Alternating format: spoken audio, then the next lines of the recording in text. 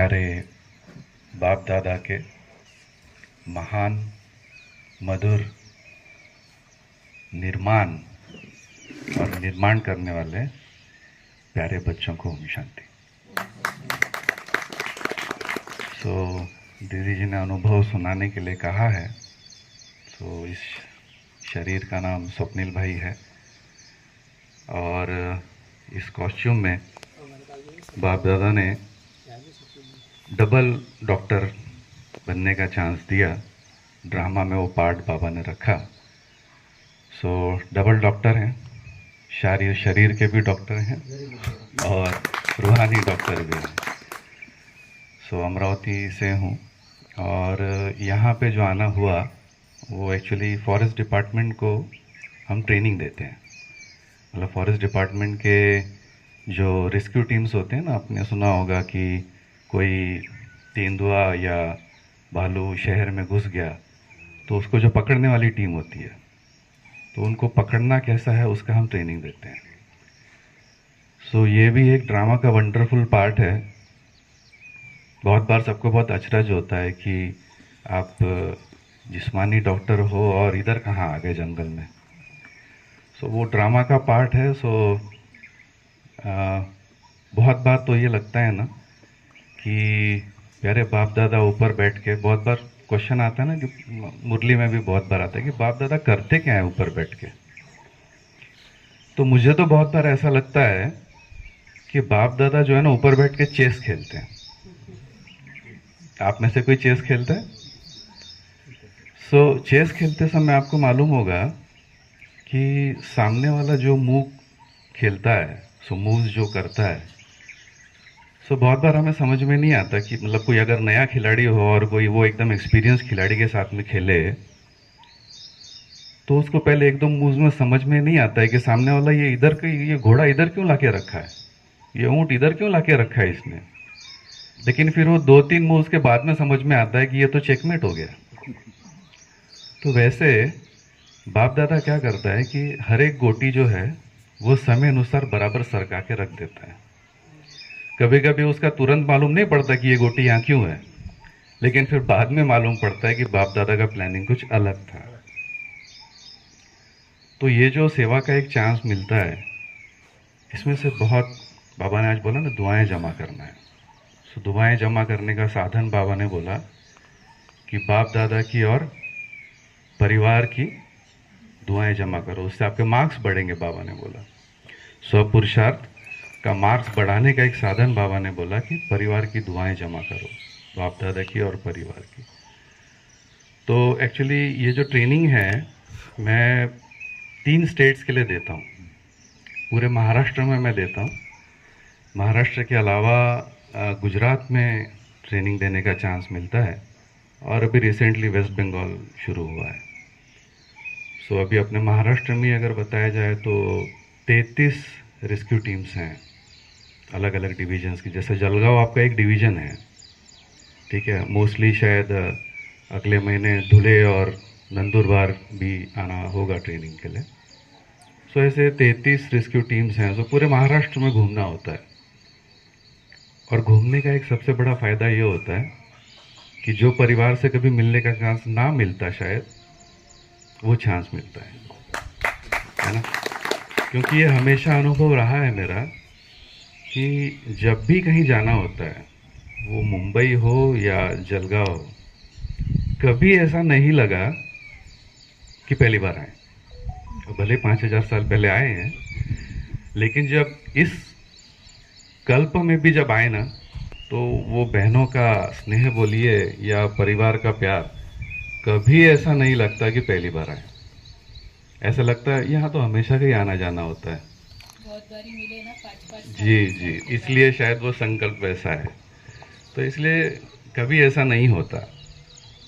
सो अलग अलग सेंटर्स पे जाना होता है, सबसे मिलना होता है, बहनों से मिलना होता है।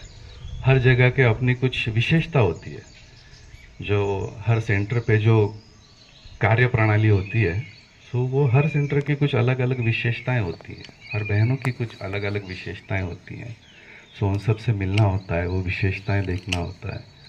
अभी फॉर्चुनेटली ये ट्रेनिंग सेंटर भी देखने का चांस मिला, क्योंकि अमरावती में भी अभी रिट्रीट सेंटर का काम शुरू हो रहा है।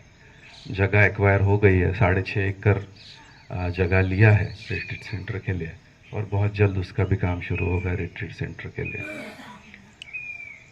और सेवा उससे एक और ये हो जाती है कि जब आप नई जगह पे, जैसे मेरा तो पाला फॉरेस्ट डिपार्टमेंट से होता है, फॉरेस्ट डिपार्टमेंट से शायद आप कोई कनेक्टेड हो तो आपको मालूम है कि फॉरेस्ट डिपार्टमेंट में थोड़ा सा जो खान पान का होता है वो कुछ अलग ट्रेंड होता है। यानी जब हम कोई नई जगह पे जाते हैं तो सामने वाला ऑफिसर का पहला प्रश्न ये होता है, मग आज संध्याकाळी काय व्यवस्था। ठीक है, सो हम ये बोलते हैं भाई हमको संध्याकाळी आमची व्यवस्था फक्त एवढी करा की जवळपास सेंटर कुठं आहे तेवढं आम्हाला सांगा। तो वो भी बड़े अचरज में पड़ जाते हैं। मतलब वो, अभी कल की मैं बात बताता हूँ कि कल अभी हमारा ट्रेनिंग जो है इधर लांडोर खोरी करके एक पार्क है, वहाँ पे उनका एक हॉल है फॉरेस्ट डिपार्टमेंट का, वहाँ पे उनका ट्रेनिंग चल रहा है। और दोपहर में एक्चुअली पूरे 4 डिवीजन की जो हेड हैं यहाँ ऑफिसर, उसको सीएफ बोलते हैं, कंजर्वेटर ऑफ फॉरेस्ट। सो 4 पूरे डिवीजन यानी जलगांव, धुलिया, नंदुरबार और यावल, सो ये 4 के हेड हैं वो कल आए थे यहाँ पे ट्रेनिंग के लिए, मतलब ट्रेनिंग अटेंड करने के लिए। सो फिर दोपहर में सब भोजन की व्यवस्था थी, और अब आप समझ सकते हो कि क्या क्या सब भोजन में होगा। इतना बड़ा ऑफिसर अगर आया है तो भोजन तो बहुत वैरायटी वाइज था। फिर हम सब लोग भोजन करने के लिए बैठे, मैंने नीचे से मेरा टिफ़िन निकाला। अरे ये क्यों? तो मैंने कहा नहीं भाई हम बाहर का कुछ नहीं खाते। ये बोले फिर ये, मैं बोला हमारा परिवार है यहाँ, मेरा घर है यहाँ पे, मेरे बाप का घर है, मेरे बाप के घर से आया है। फिर उन्होंने पूछा फिर आप ये क्यों, क्या कैसा? तो ये एक बहुत अच्छा सेवा का माध्यम हो जाता है। फिर वो पूछते हैं फिर आप प्याज लहसुन क्यों नहीं खाते हो, दूसरे के हाथ का क्यों नहीं खाते हो? तो उससे हमें एक चांस मिल जाता है उनको समझाने का, एक सेवा हो जाती है। या बहुत बार अपन बैच लगाते हैं, तो ट्रेनिंग के दरमियान आपने भी देखा होगा, जब आप किसी नए व्यक्ति से मिलने जाते हैं ना, तो आपके चेहरे की तरफ कम आपके बैच की तरफ ज़्यादा देखता है, उसको बैच का अट्रैक्शन होता है। सो फिर वो कोई ये भी पूछ लेता है भाई आप ये बैच क्यों लगाया है, ये बैच क्या है, फिर इसमें क्या होता है, फिर ये लक्ष्मी नारायण क्यों लगाते हो आप, ठीक है, कृष्ण को आप मानते हो कैसे, बहुत सारे क्वेश्चन निकल आते हैं, और वो क्वेश्चन में से आपकी सेवा हो जाती है।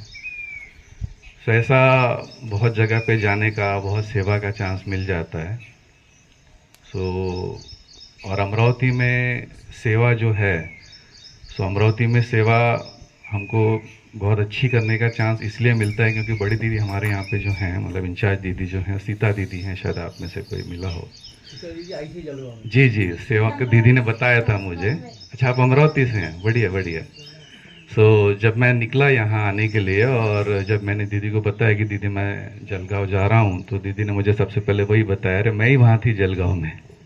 फिर दीदी ने मीनाक्षी दीदी को फ़ोन किया और फिर सब आगे की बात हुई। सो दीदी के अंग संग रखने का बहुत चांस मिलता है, और सेवा के लिए मैंने ये अनुभव किया है, क्योंकि दीदी ने बोला अनुभव सुनाइए। सो अनुभव में ये है कि आप क्या सेवा करोगे ये आप नहीं डिसाइड कर सकते हो। हम बहुत बार सोचते हैं कि मैं ये करूँगा, मैं ये सेवा करूँगा, मैं ये सेवा करूँगा। सो आप ये डिसाइड नहीं कर सकते हो आपको क्या सेवा करना है।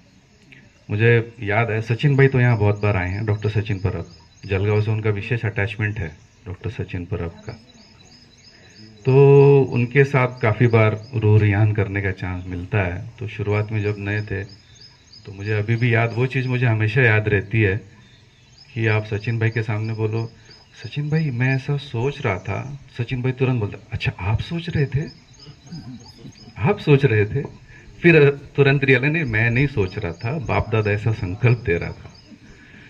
ठीक है, सो सेवाओं के लिए आप नहीं डिसाइड कर सकते हो कि आप क्या सेवा करो। सो उसमें एक बहुत अच्छा जो मुझे इतने सालों का अनुभव रहा, क्योंकि सेवाओं का आप अगर बोलेंगे अमरावती में, तो अमरावती में सेंटर में झाड़ू लगाने से लेके तो भंडारा संभालने तक की सब सेवा करने का चांस मिलता है। इस कॉस्ट्यूम में भंडारा भी संभालते हैं, ठीक है। सो मैं हूँ और मेरे साथ में एक डॉक्टर, वो भी डॉक्टर ही हैं, विशाल भाई है, सो हम और बाकी भी तो काफ़ी रहती है टीम, लेकिन जो निमित्त रहते हैं तो भंडारा संभालने का भी निमित्त है। 2-2,500 लोगों का खाना तो हम बना सकते हैं। तो अलग अलग उसमें चांस मिलता है। और सेवा में एक चीज़ और फ़ायदा होती है कि बाबा आपको ऑलराउंडर बना देता है। आप झूठे बर्तन उठाने से लेके तो बाबा आपको स्टेज पे बिठा दे, आपको कुछ नहीं करना, बैठ जाओ, वो देख लेगा। करण करावन हार, है ना, करण करावन हार को याद रखो, तो आपको कुछ नहीं करना पड़ता, वो सब ऑटोमेटिकली करा लेता है। और बाबा आपकी विशेषताओं को जानता है, जाने जानन हार है ना, सो वो आपकी विशेषताओं को जानता है और आपकी विशेषताओं अनुसार आपको सेवा का चांस देता है।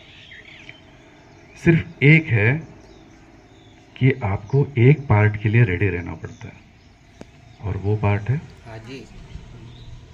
बस आप हाजी का पार्ट रखो, और उसके लिए निमित्त बहनें।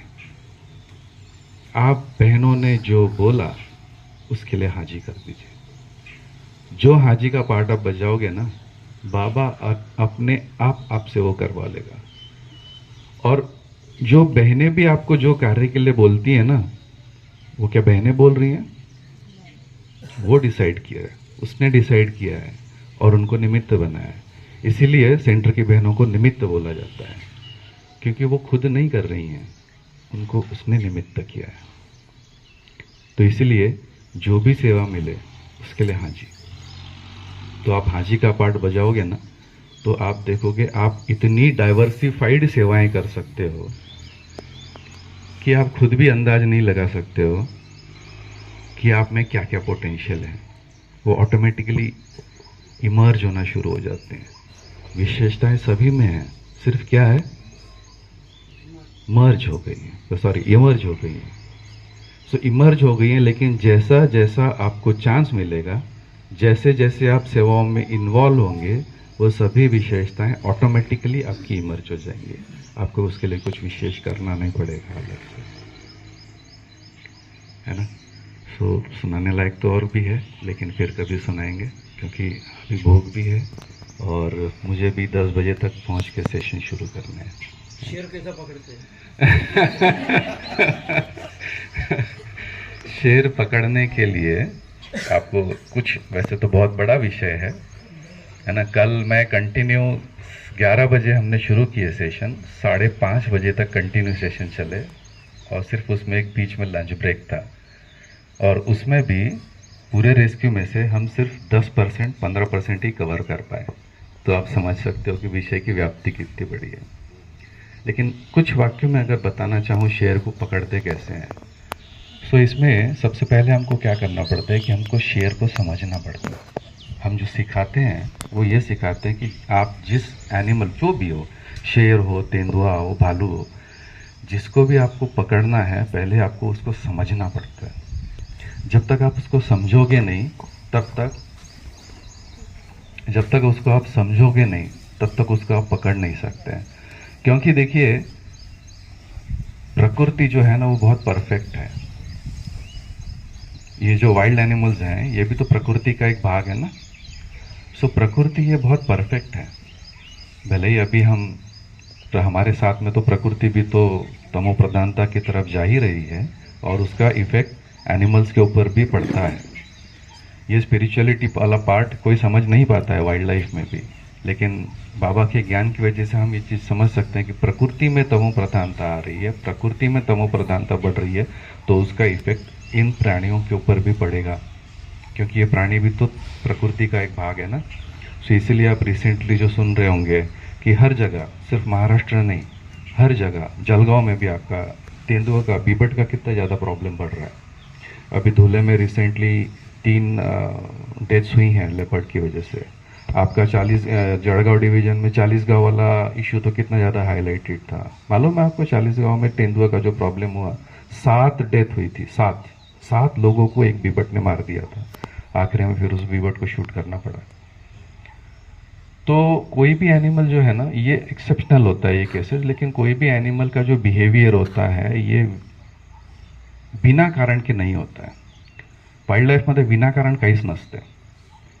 जेव्हाही एखादा प्राणी प्रॉब्लेममध्ये आहे किंवा शहराकडे येतो आहे किंवा त्याचं बिहेवियर चेंज होतं आहे, तर त्याच्यामागे काहीतरी कारण असते. आणि त्या प्राण्याला पकड़ायसाठी पहले तुम्हाला त्या प्राण्याचा स्वभाव, इकोलॉजी, उसका उसका बिहेवियर ये समझना पड़ता है. वो उस सिचुएशन में क्यों ऐसा रिएक्ट कर रहा है, या फिर कौन सी ऐसी सिचुएशन है जो उसको ऐसा रिएक्ट करने के लिए बाध्य कर रही हैं, ये पहले आपको समझना पड़ता है. आप एक बार कारण को समझ लेंगे तो उसका निवारण करना इजी हो जाता है. एक्चुअली वो इतना इजी नहीं है कि आप गए और शेर को पकड़ा और लेके आ गए. इतना इजी नहीं है, और इसीलिए इन ट्रेनिंग्स की ज़रूरत पड़ती है. अभी भी हो रहा है, अभी भी लोग पकड़ते हैं. अभी रिसेंटली पिछले 10-15 दिन पहले ही आपके जलगांव में एक लेपर्ड को पकड़ा है, उसको बेहोश करके. उसको ट्रैंकुलाइजिंग गन होता है, उससे उसको बेहोश करते हैं. तो हम उनको टेक्निकली साउंड करते हैं, ठीक है ना. जैसे ज्ञान में बाबा बोलता है ना कि ज्ञान में कुछ होते हैं भाई चल रहे हैं, और कुछ ऐसे होते हैं कि समझ के चल रहे हैं. तो अभी पकड़ तो रहे हैं, अभी भी पकड़ रहे हैं, फॉरेस्ट डिपार्टमेंट तो अभी भी काम कर रहा है, लेकिन हम उनको ज़्यादा टेक्निकली साउंड करते हैं. सो शेर को इस तरह से पकड़ा जाता है. पहले शेर को समझना पड़ेगा, फिर शेर को पकड़ना पड़ेगा. जैसे ज्ञान को पहले समझना पड़ेगा, फिर ज्ञान को धारण करना पड़ेगा. डायरेक्टली धारण करने की कोशिश करेंगे तो मुश्किल हो जाएगा. जैसे जस्ट मैं 2-4 मिनट और लूँगा. जैसे बहुत बार हमें क्वेश्चन आता है जब हम ज्ञान में नए आते हैं, और धारणाओं का जब पार्ट आता है, और या आप भी जब कभी लौकिक में जाते होंगे. जैसे कल का ही मैंने आपको एग्जाम्पल बताया ना कि वो मैडम ने मुझे पूछा भाई आप ये प्याज लहसुन क्यों नहीं खाते हो. तो मैंने कहा मैडम आपको कौन सा कारण बताऊं, साइंस का कारण बताऊं या आध्यात्मिक कारण बताऊं. तो बोले पहले साइंस का बताओ. आपको मालूम है साइंस का कारण प्याज लहसुन क्यों नहीं खाते, मालूम है? हाँ या ना, हाँ या ना. ठीक है, वैसे आवाज पहुंच जाएगी. तो आपको मालूम है साइंस में क्या कारण है प्याज लहसुन ना खाने का? नहीं मालूम. नहीं मालूम. ऐसा होना चाहिए एकदम स्पष्ट लवकर सांगायचं, म्हणजे वेळ नाही जात. सो क्या होता है कि प्याज और लहसुन जो है, हमारा जो ब्रेन काम करता है ना, अभी जैसे मैं बात कर रहा हूँ, तो मैं बात करते समय मेरे ब्रेन में बहुत सारे सेंटर्स काम कर रहे हैं. मेरा हाथ चल रहा है, मेरा मुंह चल रहा है, मैं देख भी रहा हूँ, मैं सुन भी रहा हूँ, मैं महसूस भी कर रहा हूँ. सो ये सब अलग अलग सेंटर मेरे ब्रेन में काम कर रहे हैं, तब मैं बोल पा रहा हूँ या तब मैं बात कर रहा हूँ. ये जैसे अब जब आप लिखते हो, है ना, तो लिखते समय आपकी 5 उंगलियां हैं, ठीक है. आप एक उंगली से लिख सकते हो, एक उंगली से पेन पकड़ के लिख सकते हो, नहीं लिख सकते हो ना. तो आप ये 5 उंगलियों से आप, या 3 उंगलियों से, या हर एक की अपनी अपनी ग्रिप है, लेकिन हम उपयोग 5 उंगलियों का करते हैं. सो जब हम उंगलियों को पकड़ के जब हम लिखते हैं, तो ये हमारी उंगलियां जो है ये सिंक्रोनाइज फॉर्म में काम करती है, यानी एक में एक से तालमेल बना के काम करती है. इसको बोलते हैं सिंक्रोनाइजेशन, है ना. 5 उंगलियां सिंक्रोनाइज फॉर्म में काम करती हैं. वैसे ही जब हम कोई एक्ट में हैं या जब हम मेडिटेशन करते हैं, ठीक है, जब हम मेडिटेशन करते हैं तो हम क्या करते हैं, खुद को डिटैच कर लेते हैं और एक से कनेक्ट होते हैं. तो इसमें हम क्या करते हैं बेसिकली कि हम हमारे ब्रेन के सभी जो सेंटर्स काम कर रहे हैं, जो इधर उधर भाग रहे हैं, ठीक है ना, हम सबको क्या करते हैं, सिंक्रोनाइज करते हैं और फिर कनेक्ट कर देते हैं. समझे? ब्रेन के सब सेंटर्स को हम सिंक्रोनाइज करते हैं, मतलब एक लय में लाते हैं और फिर ऊपर कनेक्ट करते हैं. तो ये है मेडिटेशन, ठीक है. सो प्याज लहसुन क्या करता है, ये ब्रेन के अलग अलग सेंटर्स में, साइंस के साधन है ना, बीच बीच में गड़बड़ करते रहते हैं. सो ये जो हमारे ब्रेन के अलग अलग सेंटर्स हैं, ये एक सिंक्रोनाइज फॉर्म में काम करते हैं, तभी हम योग लगा सकते हैं, ठीक है. सो ये प्याज लहसुन क्या करता है कि ये हमारे ब्रेन की ये जो अलग अलग सेंटर्स हैं, इसमें डिससिंक्रोनाइजेशन क्रिएट करता है, यानी सेंटर्स को एक लय में नहीं आने देता है. और ये मैं नहीं बोल रहा हूँ, इसके ऊपर साइंस ने स्टडी की है, ठीक है. कनाडा में इसके ऊपर रिसर्च किया गया. सो उन्होंने क्या किया, दीदी है समय 5 तो उन्होंने वहाँ पे क्या किया कि फाइटर पायलट्स होते हैं ना, जो फाइटर प्लेन उड़ाते हैं, तो फाइटर पायलट्स के उन्होंने 2 ग्रुप बनाया, ठीक है. सोचिए कनाडा में ये हुआ, भारत में नहीं हुआ, कनाडा में हुआ. लेकिन बहुत अच्छी बात है कि अभी हमारा जो RERF है या फिर हमारा स्पार्क जो है, ये इसके ऊपर काफ़ी सारे एक्सपेरिमेंट्स हो रहे हैं, लेकिन ये बहुत पहले हो चुका है ये एक्सपेरिमेंट, 70s में 80s में हो चुका। तो उन्होंने क्या किया कि फाइटर पायलट्स के 2 ग्रुप बनाए। एक ग्रुप को उन्होंने प्याज लहसुन वाला खाना दिया और एक ग्रुप को उन्होंने बिना प्याज लहसुन वाला खाना दिया। और फिर कुछ समय के बाद में उनके ऊपर एक्सपेरिमेंट किया गया। एक्सपेरिमेंट ये किया गया कि उनका जो रिस्पॉन्स टाइम है, रिस्पॉन्स टाइम मतलब मालूम है आपको? रिस्पॉन्स टाइम मतलब अगर जैसे यहाँ पे पेन रखा है, मैं मतलब दीदी ने मुझे बोलना कि पेन उठाओ, तो दीदी ने पेन उठाओ बोलना और मैंने पेन उठाना, इसके बीच का जो अंतर है, यानी आपको इंस्ट्रक्शन मिलना और आपने वो इंस्ट्रक्शन फॉलो करना, इसके बीच का जो गैप होता है उसको बोलते हैं रिस्पॉन्स टाइम। जब उनके ऊपर एक्सपेरिमेंट किया गया तो ये देखा गया कि जो ग्रुप को प्याज लहसुन नहीं दिया गया था उनका रिस्पॉन्स टाइम वॉज फास्टर, वो जल्दी रिस्पॉन्ड कर पाए। मतलब जैसे बोला कि बटन दबाओ, तो जिनको प्याज लहसुन दिया था उनको वो इंस्ट्रक्शन फॉलो करने में ज़्यादा समय लगा, लेकिन जो प्याज लहसुन नहीं खा रहे थे उन्होंने वो इंस्ट्रक्शन तुरंत फॉलो किया। अब आप ये समझ सकते हो कि फाइटर पायलट्स जो फाइटर प्लेन्स जो उड़ाते हैं वो कितनी स्पीड से उड़ते हैं, तो उनके लिए तो माइक्रो सेकंड इंपॉर्टेंट होता है। मतलब 1 सेकंड भी नहीं, 1 सेकंड तो उनके लिए बहुत बड़ा टाइम हो गया, माइक्रो सेकंड्स में उनका काम होता है। जो बिना प्याज लहसुन वाला ग्रुप था उनका रिस्पॉन्स टाइम वॉज फास्टर। तो ये साइंस ने प्रूव किया। और ये रिस्पॉन्स टाइम क्यों फास्ट था? क्योंकि उनके ब्रेन के सेंटर्स सिंक्रोनाइज फॉर्म में काम कर रहे थे। इसीलिए जब आप एकदम शुरुआत में ज्ञान में आए होंगे, क्योंकि शुरुआत में जब हम ज्ञान में आते हैं तो तुरंत एकदम 100% धारणाओं पे नहीं आते हैं, स्टेप बाय स्टेप आते हैं। तो शायद आपको अनुभव होगा, क्योंकि मुझे तो वो अनुभव है कि जब वो एक स्टेज होती है ना बीच में कि आप थोड़ा सा प्याज लहसुन छोड़ देते हो, थोड़ा सा कभी कभी खाने में आ जाता है, वो एकदम स्टार्टिंग की स्टेज होती है। तो आपने ये अनुभव किया होगा कि आप 10, 15, 20 दिन तो प्याज लहसुन नहीं खाए तो योग मस्त लग रहा है, और एक आध दिन अगर कहीं शादी वादी में जाके आ गए और कुछ ज़बरदस्ती खाना पड़ गया, तुरंत उसका इफेक्ट मालूम पड़ता है, तुरंत आपके योग लगाने में आपको फ़र्क मालूम पड़ जाता है। तो ये इतना फास्ट काम करता है, ठीक है। और उसका आध्यात्मिक रहस्य तो आपको सबको मालूम ही है, तमो प्रधानता बढ़ाता है, तमोगुणी है। प्याज और लहसुन जो है ये तमोगुणी है। एक तरफ तो हम योग लगा रहे हैं सतोगुण बढ़ाने के लिए, दूसरी तरफ हम तमोगुणी अगर हमारा आहार विहार है तो कैसे योग लगेगा। ऐसा है। तो ऐसे काफ़ी सारे कारण होते हैं और हमें ये दोनों चीज़ें समझना चाहिए, क्योंकि बहुत बार ये होता है कि आप लौकिक में कहीं गए हो तो उनको आध्यात्मिक भाषा तुरंत समझ में नहीं आती है, लेकिन अगर उनको साइंस की भाषा में समझाओगे ना तो तुरंत समझ जाते हैं। ऐसा है, ठीक है। ओम शांति, फिर आगे मिलेंगे।